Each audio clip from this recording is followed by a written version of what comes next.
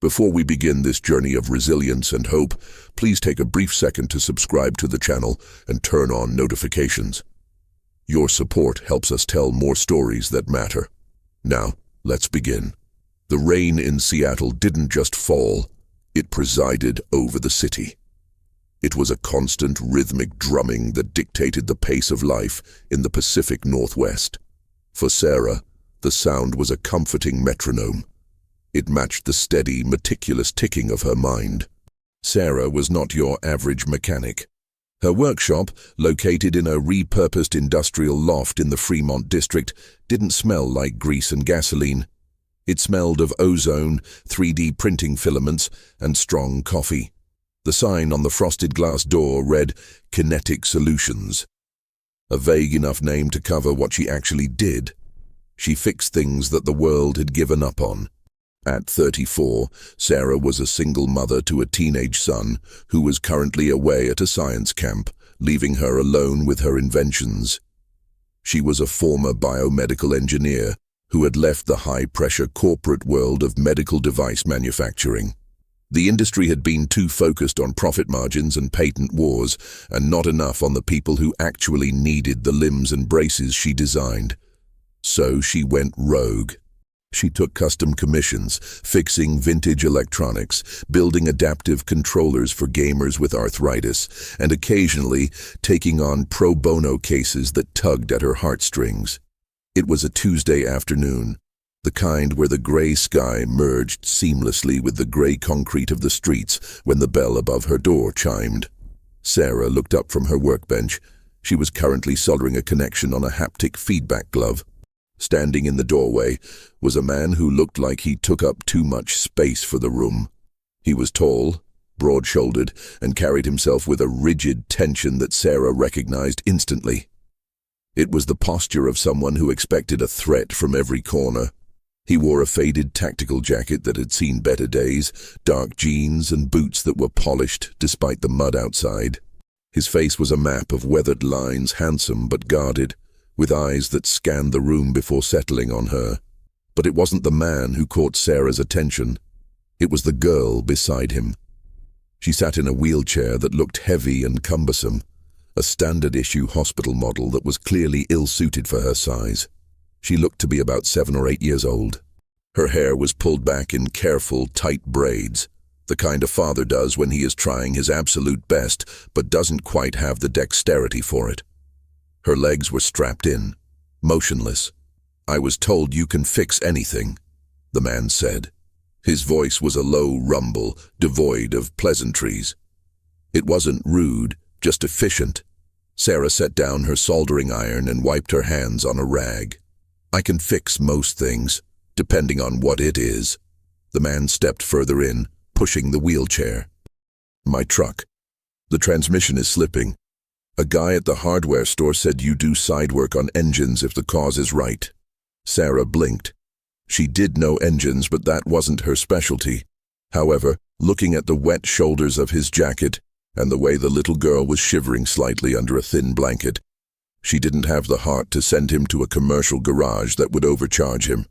"I'm Sarah," she said, walking around the counter. "Mark," he replied. He pointed a thumb at the girl. "This is Mia." Mia offered a shy, small smile. "Hi," she whispered. "Hi, Mia." Sarah smiled back, crouching down slightly to be at eye level, a habit from her days in pediatric clinics. As she did, her eyes naturally analyzed Mia's positioning in the chair. The ergonomics were terrible. The footrests were too low, causing pressure on the girl's thighs. The back support was rigid, likely causing spinal fatigue. Sarah stood up. "I can take a look at the truck, Mark. Pull it into the bay around the back. But while I do that, would you mind if Mia stayed in here? It's warmer and I have some cocoa." Mark hesitated. His eyes narrowed slightly, a defensive reflex. "She stays where I can see her. There's a window into the bay." Sarah pointed. "She can watch you the whole time." Mark nodded, seemingly satisfied. He wheeled Mia to a spot near the heater, adjusted her blanket with a gentleness that contrasted sharply with his stony demeanor, and went to move the truck. As Sarah gathered her tools, she couldn't stop looking at Mia. She saw the tremor in the girl's hands as she reached for a magazine on the low table. It wasn't just the legs. It was a neurological disconnect. Sarah's engineer brain began to whirl, not about the truck transmission, but about the angle of Mia's spine and the unused potential in her upper body muscles. She went out to the bay. Mark had the hood up on an old battered Ford F-150. The vehicle was a beast, but it was tired, just like its owner. "It's not the transmission fluid," Sarah said after 5 minutes of inspection. "It's the torque converter. It's shuddering." Mark ran a hand over his face, sighing. "Is it expensive?" "Parts are. Labor is worse," Sarah said honestly. "But I can source a refurbished part. It'll take a few days." Mark's shoulders slumped. Just a fraction of an inch, but to Sarah it looked like a mountain collapsing. "We need the truck. I have shifts across town. Public transport doesn't work with..." He gestured toward the window where Mia sat. "I can give you a loaner," Sarah offered. "I have an old station wagon. It fits the chair." Mark looked at her, searching for the catch. "Why?" "Because," Sarah said, wiping grease from her thumb, "I know what it's like to be the only one holding the world up. You look like you could use a break, Mark." He didn't say thank you. He just nodded, a sharp single motion. But in his eyes, Sarah saw the first crack in the armor. It was the look of a man who had been drowning so long he had forgotten what air tasted like. The next day, Mark returned to the shop, not for the truck, but because he had forgotten Mia's specialized seat cushion in the Ford. Sarah had spent the previous evening researching. She hadn't been able to help herself. Based on Mia's movement patterns and the muscle atrophy she noticed, she suspected a severe case of incomplete spinal cord injury, perhaps compounded by a degenerative condition. When Mark walked in, the shop was quiet. Sarah was working on a prosthetic arm for a veteran, a carbon fiber piece that looked more like art than a medical device. Mark froze when he saw it on the table. He stared at the mechanical hand, the exposed servos, the intricate wiring. "I thought you were a mechanic," Mark said, his voice tight. "I am," Sarah replied, not looking up from the calibration she was running. "I'm a mechanic for the human body. I used to design these for a living." Mark walked over, his eyes tracing the lines of the prosthetic. "Navy issue?" he asked, pointing to a serial number style he recognized. "Similar specs," Sarah said. "But better. The government contracts go to the lowest bidder. I build for the user, not the budget." Mark let out a short, cynical laugh. "You got that right."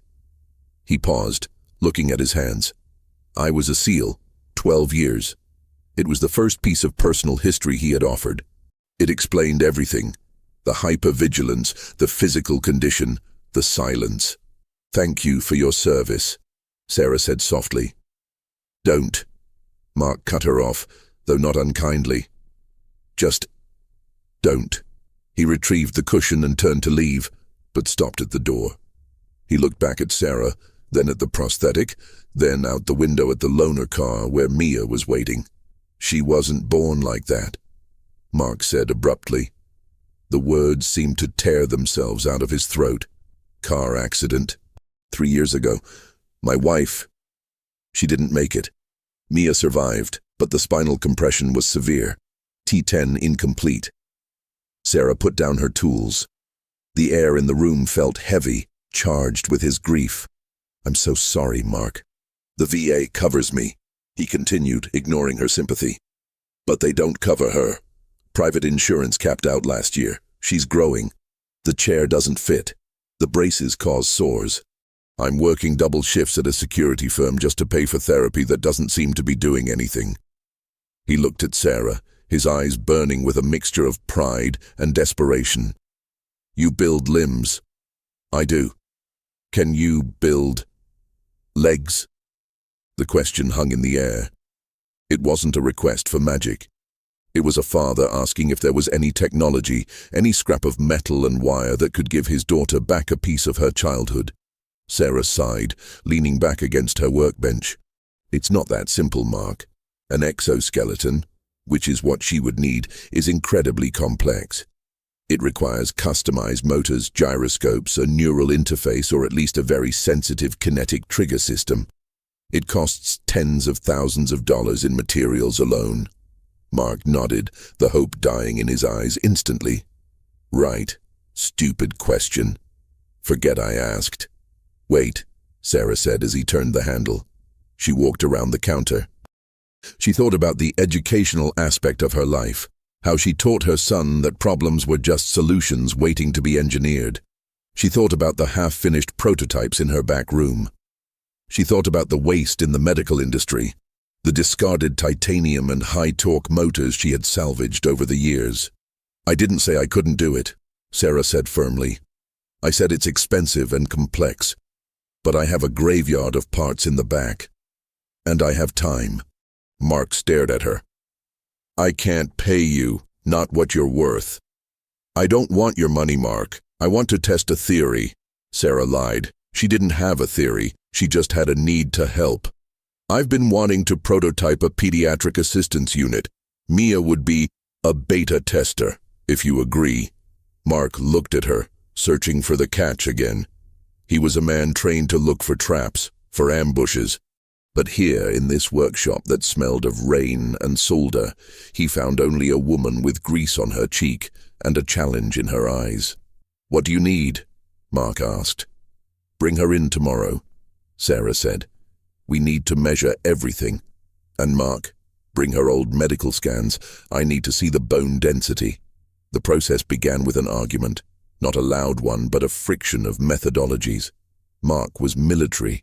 He understood drills, repetition, and force of will. Sarah was scientific.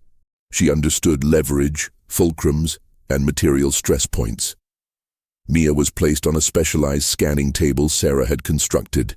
It used a hacked Kinect sensor and structured light to create a 3D topographic map of Mia's body. Stand straight, Mia, Mark commanded gently. Chin up. She can't stand straight, Mark, Sarah corrected gently, studying the monitor. Her center of gravity is shifted forward to compensate for the lack of pelvic control. If we force her straight, we strain the lumbar vertebrae. If she doesn't build the core strength, the machine does the work for her, Mark argued. Then she gets weaker. This isn't a crutch. Sarah turned to him. It's a bridge. We aren't building a machine to carry her. We are building a machine that listens to her muscles and amplifies the signals she's already sending. It's called active assistance, not passive transport. This was the educational core of what Sarah did. She explained to Mark and to Mia, who was listening intently, how the device would work. Muscles produce tiny electrical signals called electromyography signals, or EMG, Sarah explained, placing a small sensor on Mia's thigh. Even though Mia can't move her legs to walk, the nerves are still firing, trying to send the command. The signal is just too weak to create the motion, or the connection is disrupted. She pointed to the screen where a faint, jagged line appeared. See that spike? That's Mia trying to kick. Mia's eyes went wide. I did that. You did, Sarah smiled. My machine will have sensors that detect that tiny spike. When it sees the spike, the computer says, "Ah, Mia wants to step," and it activates the servo motor at the knee and hip to finish the movement you started. Mark stared at the screen, mesmerized by the jagged line. It was visual proof of his daughter's effort, visible evidence of the fight she waged inside her own body every day. So she controls it, Mark said softly. 100%, Sarah affirmed. It won't move unless she tries. It trains her neural pathways, neuroplasticity. The brain learns that trying equals movement. Over time, it can actually improve her natural control. The concept was sound. The execution was the nightmare. For the next 2 weeks, the Kinetic Solutions workshop became their second home. Mark would pick Mia up from school and bring her straight to the shop. While Sarah worked on the CAD designs and 3D printed the custom joints, Mark made himself useful. He organized her tools with military precision. He swept the floors. He even fixed the leaky roof in the back storage room. It was his way of paying. But the real challenge was the materials. Sarah needed aircraft-grade aluminum for the frame. Lightweight but rigid. She needed high torque, low-profile brushless motors that wouldn't make Mia look like a robot from a bad 80s movie. "The motors are the problem," Sarah admitted one late evening. Rain was lashing against the windows. Mia was asleep on a cot in the corner, covered in Mark's tactical jacket. "Standard servos are too jerky. They're robotic. We need harmonic drives for smooth motion, but a set of 4. That's $5,000. Mark looked at his sleeping daughter. He reached into his pocket and pulled out a worn leather wallet. He extracted a card. "I have a savings account for her college. There's about $3,000 in it. Keep it," Sarah said immediately. "We need that for the future." "She needs a present, Sarah," Mark snapped, his voice dropping to a whisper so as not to wake Mia. "What good is college if she spends the next 10 years trapping inside that chair, watching life pass her by? Take it." "I can't," Sarah said, "because I found another way, but it's risky." Mark looked at her.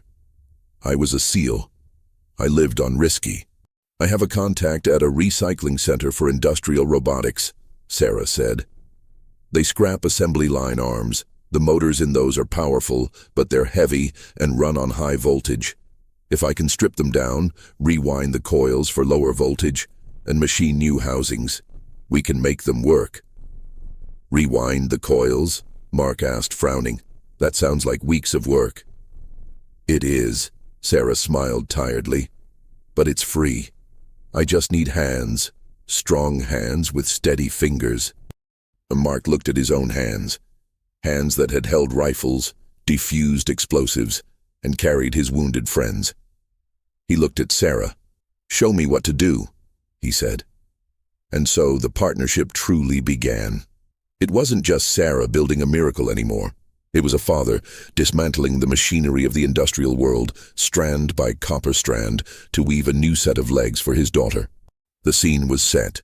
A dimly lit workshop, the relentless Seattle rain, a sleeping child, and 2 broken adults working under the glow of a halogen lamp, binding their hopes into metal and wire. But as Sarah would soon discover, the mechanics were the easy part. The real breaking point was yet to come. The workshop became a capsule out of time. Outside, the Seattle autumn turned from a gentle gray drizzle to a relentless pounding storm that lashed against the corrugated metal roof of the warehouse. Inside, the world was reduced to the microscopic interaction between copper wire and magnetic fields. For 3 weeks, Sarah and Mark existed in a bubble of shared purpose. The task Sarah had set for them was grueling, rewinding the stators of industrial motors to change their electromagnetic properties.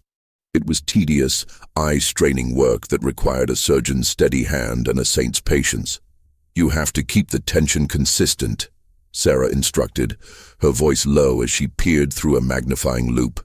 "If the copper wire is too loose, the vibration will wear through the insulation and short the motor. If it's too tight, you snap the wire." Mark sat opposite her at the workbench, a giant hunched over a component the size of a soda can. His large, calloused fingers that had mastered the disassemble of an M4 carbine in pitch darkness, were struggling with the hair-thin magnet wire. "This is harder than bomb disposal," Mark grunted, a bead of sweat tracking down his temple despite the chill in the room. "At least with a bomb, you know immediately if you messed up." "This is engineering," Sarah replied without looking up. "You don't know you messed up until you're fully assembled and the system fails." "It teaches you humility." "I have enough humility," Mark muttered, carefully looping the copper strand around the armature. "Life gave me plenty." Sarah paused. She watched him work. Over the last few weeks, the walls Mark had erected began to lower, brick by brick. They bonded not over coffee or small talk, but over the work. There is a specific intimacy in shared labor, a silent language spoken in the passing of tools and the holding of flashlights. "Why are we doing this again?" Mark asked after a long silence. "Why not just use them as is?" Sarah set down her tools, seizing the moment for an educational break. She grabbed a marker and turned to the whiteboard she kept near the bench. Torque constant, or kTau, Sarah wrote the symbol on the board. And velocity constant, or kV. She drew a simple graph. Think of the motor like a lung. The industrial robots these motors came from were designed to move very fast with light loads, painting cars or soldering chips. They have a high kVDAU, high speed per volt. But Mia doesn't need speed. She needs torque. She needs the strength to lift her own body weight against gravity. Mark nodded, his eyes locked on the diagram. He was a tactical thinker. He understood mission requirements. By rewinding the coils with thinner wire and more turns, Sarah explained, drawing more loops on her diagram, we increase the magnetic field strength for the same amount of current. We are trading speed for power. We are changing the motor's DNA. It's exactly like training for a ruck march. You don't train to sprint. You train to carry weight over distance. We are building endurance into the metal. Mark looked down at the copper coil in his hand with newfound respect. We're giving it grit. Exactly, Sarah smiled. We're engineering grit. It wasn't just the motors. They had to solve the power problem. Batteries were heavy. Lithium polymer cells were energy-dense but volatile. If we put enough batteries on the frame to last all day, the suit becomes too heavy for her to balance, Sarah explained one evening while they ate takeout Thai food on the workshop floor. Mia was nearby, doing her homework on a tablet, wearing noise-canceling headphones. What about a backpack? Mark suggested. I carried 80 pounds in the teams. We distribute the load. Mia isn't a SEAL, Mark. Her spine can't take axial loading, Sarah countered gently. We have to mount the batteries low, on the thighs, to lower the center of gravity. But that increases the swing weight of the legs. It's a pendulum problem. T sada tuad pi raskar. If the mass is too far down, the leg becomes a heavy pendulum that takes too much energy to swing forward. Mark stopped eating. He looked at Sarah, really looked at her. Her hair was messy, tied up with a pencil. There were dark circles under her eyes. She hadn't billed him a dime. She was losing sleep to calculate the swing dynamics of his daughter's legs. Why are you doing this? Mark asked quietly. And don't give me the I like a challenge line. Sarah looked away, tracing the rim of her paper cup. My son Leo. He's at science camp now. But when he was born, he had clubfoot. Bilateral. Doctor said he'd never run. I spent the first 4 years of his life designing braces, stretching tendons, fighting insurance companies. She looked up at Mark. I fixed him. He runs cross-country now. But I remember the feeling of helplessness. I remember looking at a world designed for everyone else and realizing my child was locked out of it. No parent should have to feel that. And no child should have to wait for a miracle when the physics already exist to solve the problem. Mark reached out and for the first time initiated contact. He placed his large hand over hers on the table. It was brief, heavy and warm. Thank you, he said. The voice was rough like gravel grinding together. Let's get back to work, Sarah whispered, her throat tight. We have 2 more stators to wind. The prototype was ready for a bench test on a Friday night. The device looked skeletal and intimidating hanging from the test rig in the center of the bay. It was a lower-body exoskeleton made of brushed aluminum and carbon fiber. The re-wound motors sat at the hip and knee joints, housed in custom-machined casings that Sarah and Mark had polished until they shone. Wires snaked through the frame like veins, connecting to a central control unit, a microcontroller roughly the size of a deck of cards, strapped to the waist belt. Mia was not in the suit. Safety protocol dictated a phantom load test first. Sarah had attached weighted sandbags to the legs to simulate Mia's body mass. Systems check, Sarah announced, her voice trembling slightly. She sat at her computer terminal, fingers hovering over the keyboard. Battery voltage stable at 24 volts. Sensors calibrated. Mark stood by the rig, a fire extinguisher in hand.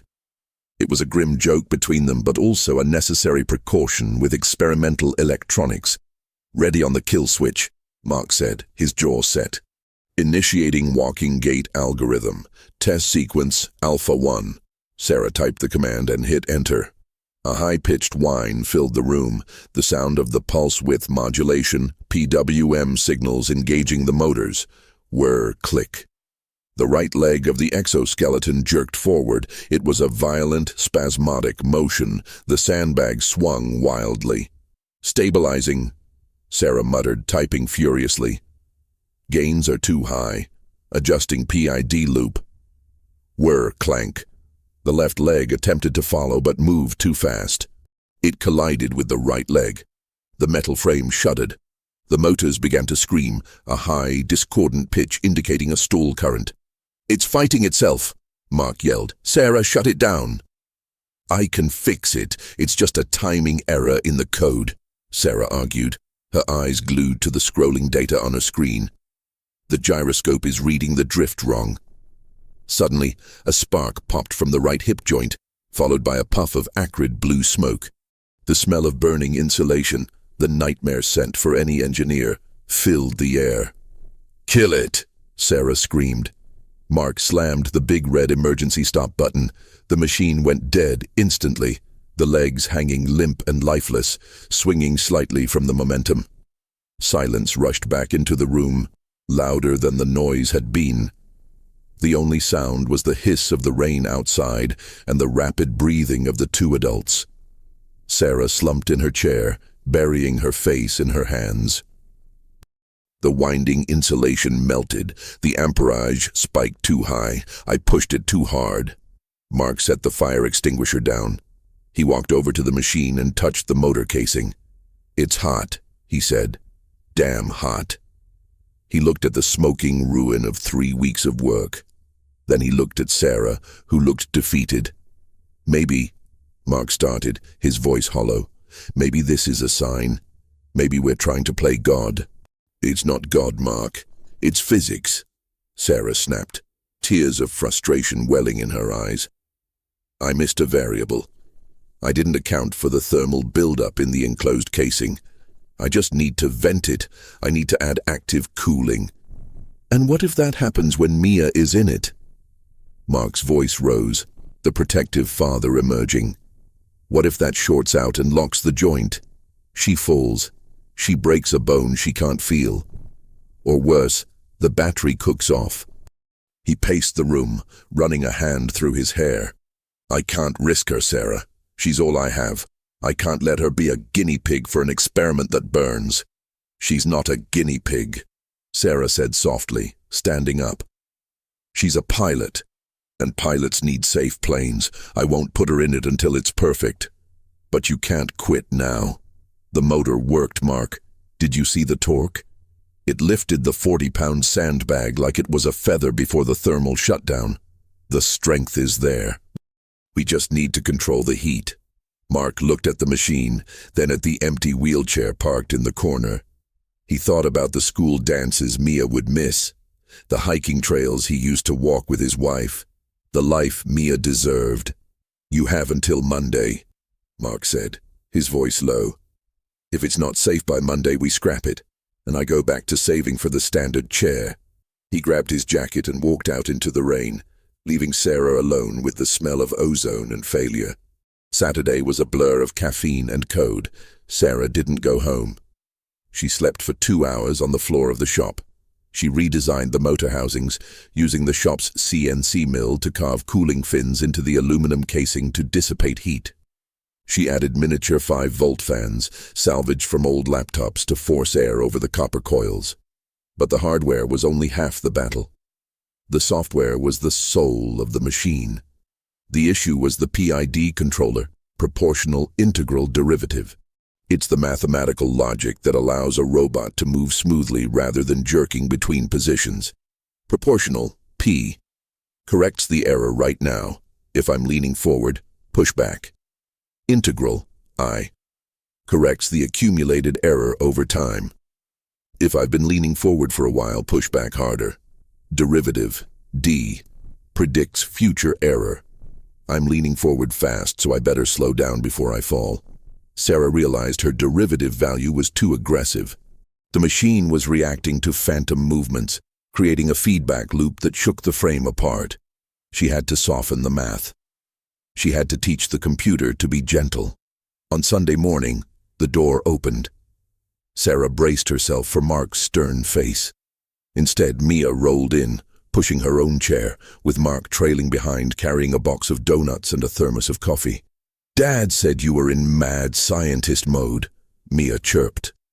"So we brought fuel." Sarah looked up, her face smudged with grease, her eyes red. She smiled, and it was genuine. "You have no idea how much I need that donut." Mark set the coffee down. He didn't ask how it was going. He just looked at the new cooling fans installed on the rig. He noticed the changes. He saw the work. "I'm sorry about Friday," Mark said gruffly. "I got scared." "Fear is good," Sarah said, taking a bite of a glazed donut. "Fear keeps us checking our safety margins. Come here, Mia. I need to show you something." Sarah wheeled Mia over to the computer screens. "This is your brain," Sarah said, pointing to the lines of code. "Well, the leg's brain. It was thinking too fast. It was getting anxious. So I taught it how to meditate." "Meditate?" Mia giggled. "Yup. I slowed down its reaction time by 0.05 seconds. It sounds small, but for a computer, that's a deep breath. It stops the jitters." Sarah looked at Mark. "We're going to test it again. No sandbags. Just the frame moving on its own." Mark nodded. "Do it." Sarah hit the key. The sound was different this time. It wasn't a high-pitched scream. It was a low, powerful drone, like a hive of bees. The right leg lifted, knee bending gracefully. It extended, heel striking the imaginary ground. The left leg followed, left, right, left, right. It was walking, smoothly, rhythmically. Mia watched, her mouth slightly open. "It looks like walking." "It is walking, sweetie," Sarah said, her voice thick with emotion. Mark walked around the machine, inspecting the motors. He held his hand near the casings. "Cool to the touch," he reported. "Fans are working." He looked at Sarah across the machine. The tension of Friday night had evaporated, replaced by a terrifying electric hope. "It works on the stand," Mark said, "but the stand doesn't fight back. It doesn't have balance issues. It doesn't have fear." "No," Sarah agreed. "That's the next step. We need to strap it to a human, but not Mia, not yet." "Then who?" Mia asked. Sarah looked at Mark. He was 6'2". The frame was sized for a child. "Me," Sarah said. "I built an adjustable test rig. I can strap the lower leg assembly to my arms. If it can lift my body weight doing a push-up motion, it can hold Mia." It was an unorthodox test. Sarah strapped the robotic legs to her forearms, her hands gripping the feet. She positioned herself in a plank position on the floor. "Okay," Sarah said, gritting her teeth. "Mark, hit the command for stand." Mark hesitated, his finger over the enter key. "If this twists, it snaps your wrists, Sarah." "Trust the math," Sarah said, staring at the floor. "Hit it." Mark pressed the key. The motors engaged. Sarah felt the surge of power, not jerky, but hydraulic and immense. The machine pushed against the floor. Without Sarah using her own muscles, the exoskeleton lifted her upper body off the ground, holding her in a perfect plank. She laughed, a breathless, hysterical sound. "It's got me," she yelled. "I'm not doing anything. It's holding 140 pounds of resistance effortlessly." Mia clapped her hands. "Iron Man, you're Iron Man." Mark watched Sarah suspended there by the machine she had built from scrap. He saw the joy on her face, the pure, unadulterated triumph of intellect over matter. And for the first time in 3 years, since the headlights of the oncoming car had blinded him, Mark felt the crushing weight on his chest begin to lift.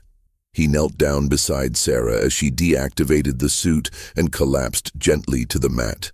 "You're crazy," he said, but he was smiling, a real smile. "We're ready," Sarah panted, rubbing her wrists. "Tomorrow, we fit Mia. But as is the nature of engineering and life, solving one problem often reveals another. The mechanics were sound. The code was stable. But Sarah had forgotten the most variable component of all, the human interface. Connecting the machine to Mia wasn't just about straps and buckles, it was about trust, and Mia, terrified of falling again, was about to face a psychological wall no motor could push through.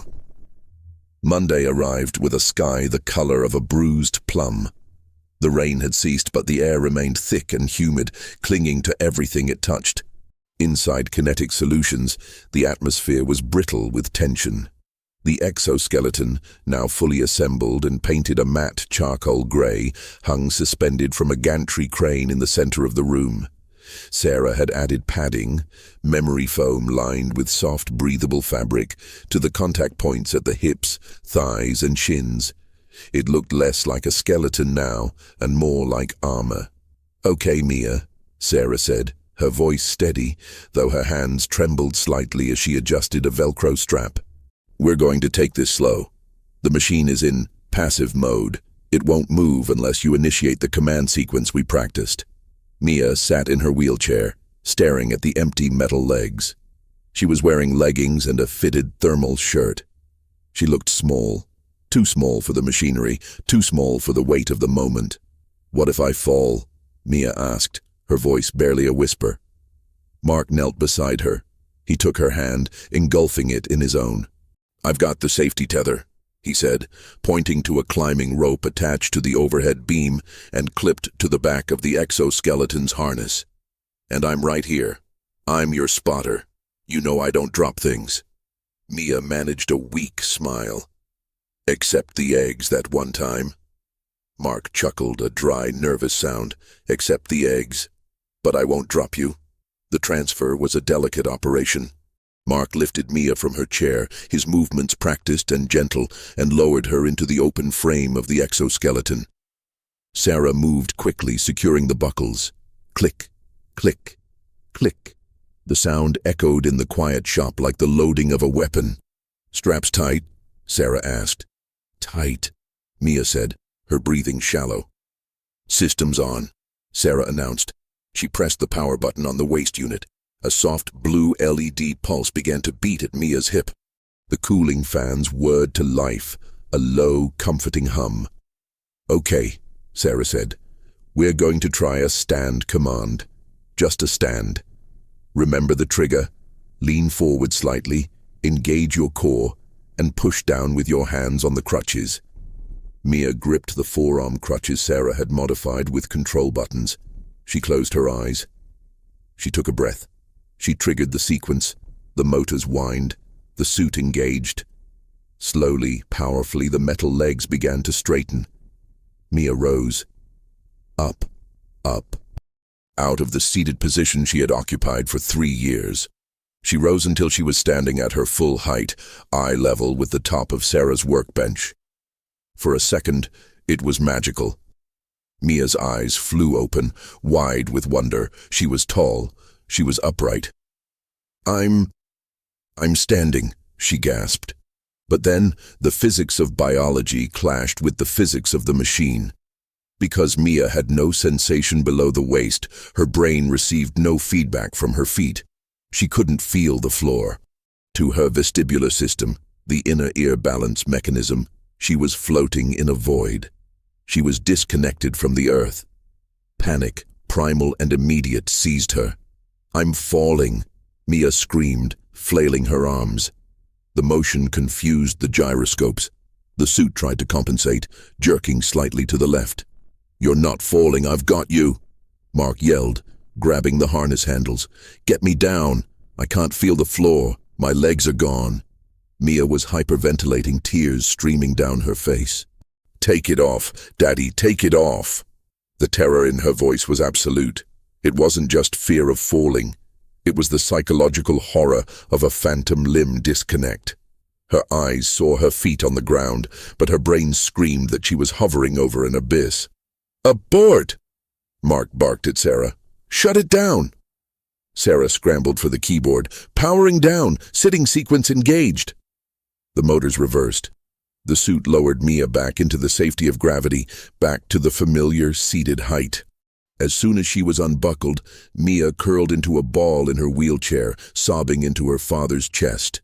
Mark wrapped his arms around her, glaring at the machine over her head with a look of pure betrayal. "We're done," Mark whispered, rocking his daughter. "We're done." The silence that followed was heavy, filled only by Mia's soft hiccups. Sarah stood by the computer, feeling like a criminal. She had focused so much on the torque, dollars, and the current, she had forgotten the most important variable, the pilot. Mark wheeled Mia to the corner, gave her some water, and waited until she calmed down. Then he walked over to Sarah. He didn't yell. He looked exhausted, defeated. "She can't do it, Sarah," he said quietly. "It's too much. She can't trust the legs if she can't feel them." "It's proprioception," Sarah murmured, staring at the floor. "What?" "Proprioception," Sarah repeated, turning to the whiteboard. She needed to explain this, to understand it herself. "It's the body's sixth sense. It's how you know where your hand is, even if your eyes are closed. It's how you know how hard to step on the ground." Mia has lost that loop. Her eyes say, "I am standing," but her nerves say, "Nothing exists below my waist." The cognitive dissonance causes extreme vertigo and panic. "So that's it," Mark said, leaning against the bench. "Science wins. Biology loses. We can't fix a severed spinal cord, Sarah, no matter how good your motors are." Sarah looked at the suit. It was a masterpiece of engineering, but it was a dead thing. A shell. "We can't fix the cord," Sarah said, her mind racing. She thought about her son, Leo. When he was learning to walk with his braces, he couldn't feel his toes properly. So she had him walk on different textures, sand, gravel, carpet, to stimulate the nerves he did have. "We don't need to fix the cord," Sarah said, her eyes widening. "We need to bypass it." Mark frowned. "You said no magic." "Not magic. Sensory substitution." Sarah grabbed a tablet and pulled up a diagram of the human nervous system. "Mark, look. Her spinal cord is damaged at T10. That means everything below the belly button is offline. But everything above is working perfectly. Her chest, her back, her shoulders. They are full of sensitive nerve endings. So we map the feet to the shoulders," Sarah said, the excitement creeping back into her voice. "We put pressure sensors in the soles of the robot boots. When the robot heel hits the ground, it sends a signal, not to the motors but to a vibration pad on her shoulder. Left heel, left shoulder buzz, right toe, right ribs buzz." She looked at Mark, pleading with him to understand. "We create a phantom map. Her brain is plastic. It's young. If we train her, within days, her brain will learn that buzz on left shoulder means left foot is on the ground. She will feel the floor through her shoulders." Mark looked at her skeptically. "You want to wire my daughter like a bomb disposal robot?" "I want to give her a sense of touch," Sarah said. "It's used for blind people. Cameras that turn images into vibrations on the tongue or back. It works, Mark. I swear it works." Mark looked back at Mia, who was watching them with red, puffy eyes. She looked terrified, but she also looked curious. "One more try," Mark said, holding up a finger. "But we test the sensation first. No suit, just the sensors. If it freaks her out, we stop." The next 3 days were a frenzy of soldering and hacking. Sarah cannibalized everything she could find. She took the vibration motors out of 4 old Xbox controllers. She dismantled a broken cell phone for its haptic engine. She sewed a compression vest for Mia, a snug athletic top. Inside the lining, she embedded the vibration motors, 2 on the shoulders, 2 on the ribs, 2 on the lower back. She connected these to the pressure sensors she installed in the insoles of the exoskeleton's boots. Wednesday evening. The rain was back, a torrential downpour that made the workshop feel like a submarine. "Okay, Mia," Sarah said. Mia was wearing the vest, sitting in her wheelchair. The exoskeleton was on the other side of the room, standing empty. "We're going to play a game," Sarah explained. "I'm going to press on the robot's shoe." You tell me what you feel. Sarah walked over to the empty suit. She pressed her thumb hard against the left heel of the metal boot. Psst. Mia jumped slightly. Her hand went to her left shoulder. It tickled my shoulder, she said. Good, Sarah smiled. Now this. She pressed the right toe. Bzzzt. Right side, lower down, Mia reported. Exactly, Sarah said. Now close your eyes. Mia closed her eyes. Sarah began to tap a rhythm on the robot's feet. Left heel, left toe, right toe. A walking cadence. Mia's face scrunched up in concentration. Left, right, left, right. What does it feel like? Mark asked, watching intently. Mia paused. It feels like someone is tapping me. But if I imagine hard enough, it feels like walking. The room seemed to brighten. The ghost in the machine had been found. We need to calibrate it, Sarah said. We need to make the vibration strength match the pressure. A hard step should be a strong buzz, a soft step, a whisper. For the next 2 days, they didn't put Mia in the suit. They just trained. Sarah built a simulation on the computer where Mia had to navigate a character through a maze using only the feedback from the vest. It was gamification of physical therapy. Mia was competitive. She wanted to beat the high score. And in doing so, her brain was rewiring itself at a ferocious speed. The neural pathways were remapping. The sensory cortex was expanding its territory, accepting the shoulders as the new feet. By Friday, Mia could tell if Sarah was walking the robot on a hard floor or a carpet just by the vibration frequency. She's ready, Sarah said. Mark looked at his daughter. She wasn't the scared little girl from Monday. She was a pilot who knew her instrument. Saturday, Mark said. We do the full test on Saturday. And Sarah? Yeah? Invite your son, and I'll invite a few of the guys from the unit. If this really works. She needs an audience to cheer her on. She thrives on it. Sarah hesitated. An audience meant pressure. But looking at Mia's determined face, she realized Mark was right. This wasn't just a medical procedure anymore. It was a performance. It was a reclaiming of self. Okay, Sarah agreed. Saturday morning dawned crisp and cold. The storm had broken, leaving behind a sky of piercing crystalline blue. The workshop was transformed. Mark had cleared the bay. He had set up a runway, a long strip of clean, flat concrete. Sarah's son, Leo, had returned from camp. He was a lanky 15-year-old with his mother's eyes. He thought the exoskeleton was the coolest thing in the history of matter. He stood by the computer, ready to monitor telemetry. 3 of Mark's friends arrived. They were big men, silent and observant, wearing baseball caps and carrying the same watchful energy as Mark. They nodded at Sarah respectfully, but their eyes were on the girl. Mia was strapped in. The vest was connected. The suit was powered up. System check, Sarah called out. Battery 98%, Leo replied. Motor temps nominal, haptics active. Mark stood in front of Mia. He didn't hold the tether this time. He just held his hands out, ready to catch, but not interfering. Okay, Mia, Mark said, his voice thick with emotion. Eyes up, feel the ground. Mia took a deep breath. She didn't look down at her legs. She looked straight at her father. Initiating, she whispered. She triggered the sensor in her crutch. Whir. The suit stood up. Mia rose, unfolding like a flower made of iron. She stood there, hovering. Status?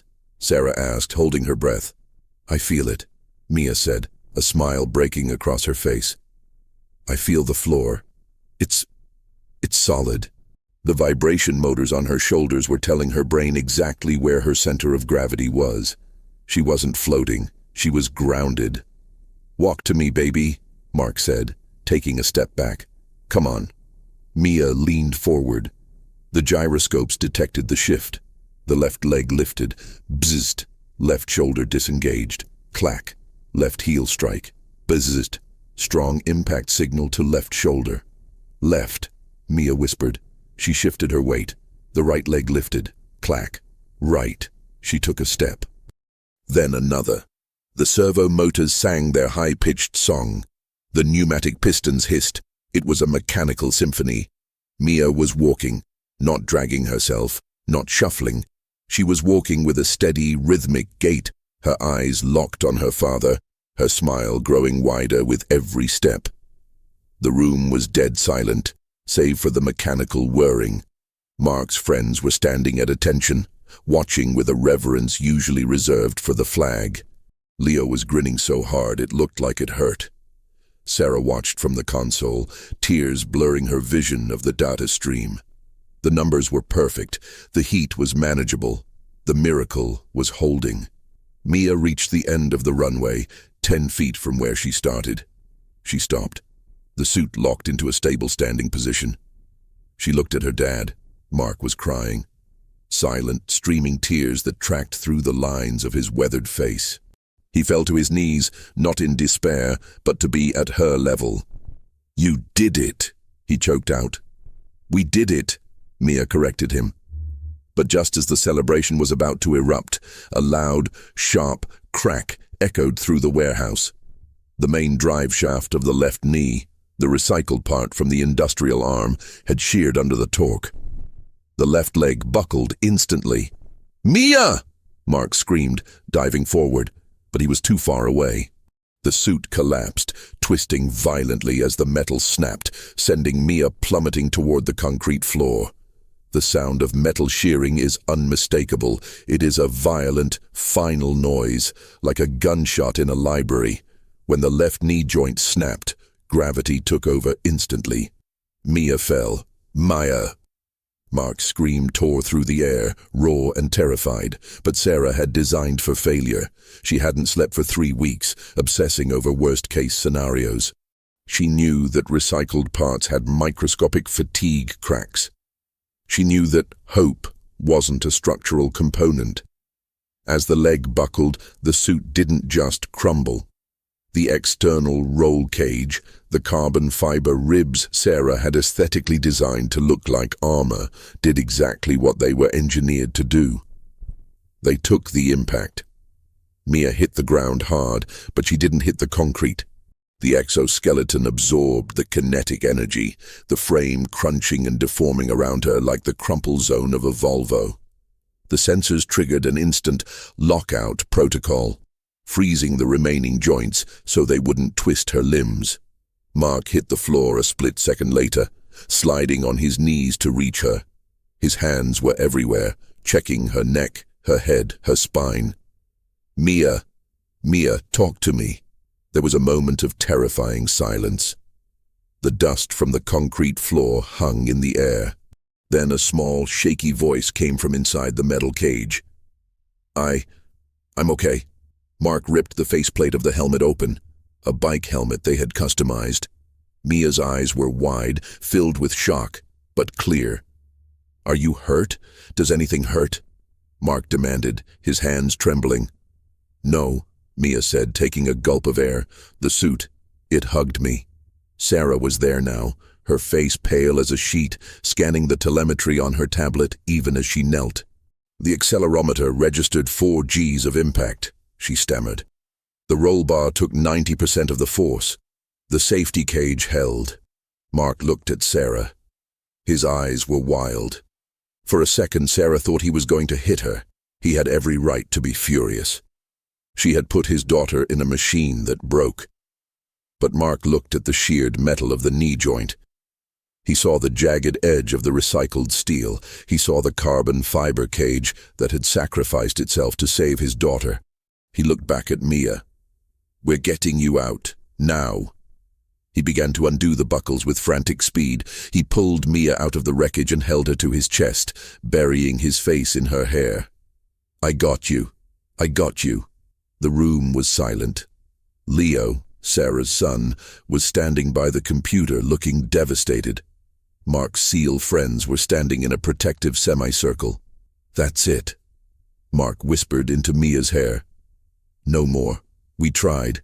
It's too dangerous." He stood up, lifting Mia effortlessly in his arms. He looked at the broken heap of metal on the floor, the weeks of work, the melted credit cards, the late nights. "Thank you, Sarah," Mark said, his voice flat and dead. "Thank you for trying, but I can't lose her." He turned to walk away. "Wait." It wasn't Sarah who spoke. It was Mia. She squirmed in her father's arms. "Put me down, Dad." "Mia, we're going home," Mark said gently. "Put me down." Mark hesitated, then lowered her into her wheelchair which Leo had pushed forward. Mia adjusted her shirt. She wiped a smudge of grease from her cheek. She looked at the broken robot. Then she looked at her father. "It didn't fail because it was a bad idea," Mia said, her voice trembling but gaining strength. "It failed because the metal was old. Sarah told us. We used junk." She looked at Sarah. "You said the math was right. Is the math right?" Sarah wiped a tear from her cheek. "The math is perfect, Mia. It was the material yield strength. The recycled aluminum had a microfracture I couldn't see." Mia turned back to her father. "Then we don't stop." "Mia, no." She cut him off. "Dad, for 3 years, you told me that we don't quit when things get heavy. You told me that pain is just weakness leaving the body. Well, fear is just weakness leaving the mind. I walked. You saw me. I walked." She pointed a small finger at the wreckage. "Fix it." "Better." Mark looked at his daughter. He saw the fire in her eyes.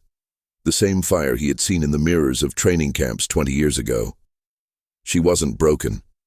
She was forged. He looked at his friends, the 3 men standing by the door. One of them, a giant man named Miller who ran a logistics company now, stepped forward. He took off his baseball cap and scratched his head. "Kid's right, Mark," Miller said. "It broke 'cause it was crap metal. You can't build a tank out of tin cans." Miller looked at Sarah. "What do you need to make it unbreakable? Not scrap, the real stuff." "Titanium grade 5 for the load-bearing joints," Sarah said, her voice gaining traction. 70075 T6 aluminum for the frame. High-torque Maxon motors, new ones, not rewound. "How much?" Miller asked. Sarah did the mental math. "Materials alone? 15,000, maybe 20. Miller nodded. He looked at the other 2 men. They nodded back. A silent communication of brotherhood. "We got the pot from the charity poker run next month," Miller said. "It was going to go to the general fund. I think the guys would vote to divert it to a specific mission." He walked over to Mark and put a hand on his shoulder. "We got the 6, brother. You provide the pilot. We provide the armor." Mark looked at his friends. He looked at Sarah, who was already holding a piece of the broken strut, analyzing the grain structure of the brake. He looked at Mia. The tears that welled in his eyes this time weren't from fear. They were from gratitude. "Titanium," Mark said, his voice rough. "We use titanium. If you've made it this far, you are part of this build. Don't forget to like the video to support the channel." 3 months later. The gymnasium of Lincoln Middle School was decorated with streamers and balloons. It was the winter formal.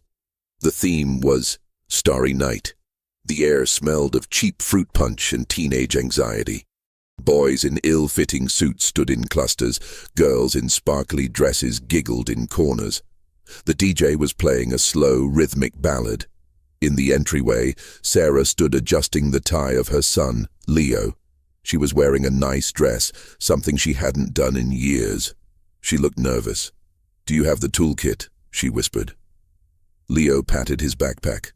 "Allen keys, backup battery, spare servos. I'm ready, Mom. Relax." "I can't relax," Sarah hissed. "This isn't a controlled environment. There are people spills, uneven floors." "She's ready," a deep voice said behind her. Sarah turned. Mark was there. He wasn't wearing his tactical jacket. He was wearing a dark suit, tailored to fit his broad frame. He looked clean-shaven, sharp, and incredibly handsome.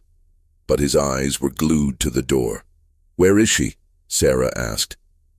"Getting ready," Mark said. "She wanted to make an entrance." The double doors opened. The room went quiet. Mia didn't roll in. She walked. The exoskeleton was no longer a prototype of exposed wires and grey metal. It was a sleek, polished work of art. The titanium frame was painted a deep, pearlescent blue to match her dress. The motors were silent, hidden beneath 3D printed fairings that mimicked the natural curve of a leg. She used the crutches for stability, but her movement was fluid. The months of training with the haptic vest had paid off. She could feel every step through her shoulders. She navigated the transition from the hallway tile to the gym floor with confident precision. A murmur went through the crowd of teenagers. Some stared, some whispered, but Mia didn't look at them. She looked at the dance floor. Mark walked up to her. He didn't hover. He didn't look like a bodyguard. He looked like a father. "May I have this dance, Miss Mia?" he asked, bowing slightly. Mia beamed. "You may." She tapped a command into her wrist controller. Mode. Sway. Sarah had programmed a special algorithm for this.